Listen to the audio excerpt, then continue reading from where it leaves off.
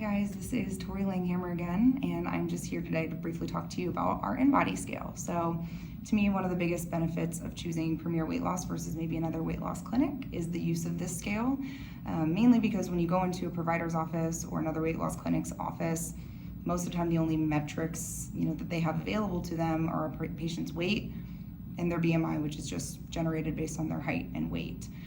We in the healthcare field know that BMI is not really the best predictor of overall health.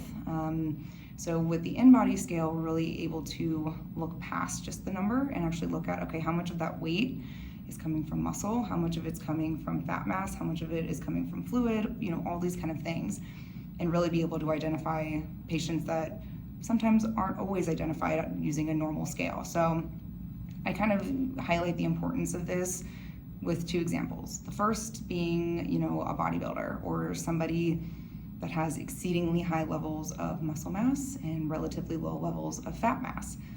This patient stands on a normal scale. They're probably pretty heavy because of the amount of muscle that they have, but also they typically are getting put on a BMI chart and they either hit overweight or even obese, because again, the BMI only really generates it based on height and weight, and as I mentioned, they're probably pretty heavy because they have a lot of muscle. Conversely, you have somebody that you look at and they're considered a normal size, not anyone you would ever flag as being overweight. That patient goes on the scale. Again, their weight's normal, their BMI is normal, or maybe slightly overweight, but again, for all intents and purposes, normal. That same patient then steps on our scale. We then can look at, okay, yes, their weight is normal, their BMI is normal, but their weight is showing that most of it's coming from fat mass. Their percent body fat is really, really high. They have low amounts of, muscle mass, which puts these patients at risk for, cardiovascular disease, high blood pressure, cholesterol issues, diabetes, again, and especially when you have low levels of muscle mass, especially as we get older, and for women, higher risks of, frailty, falls, which can be, in the United States, as we get older, it's usually the number one killer is falls.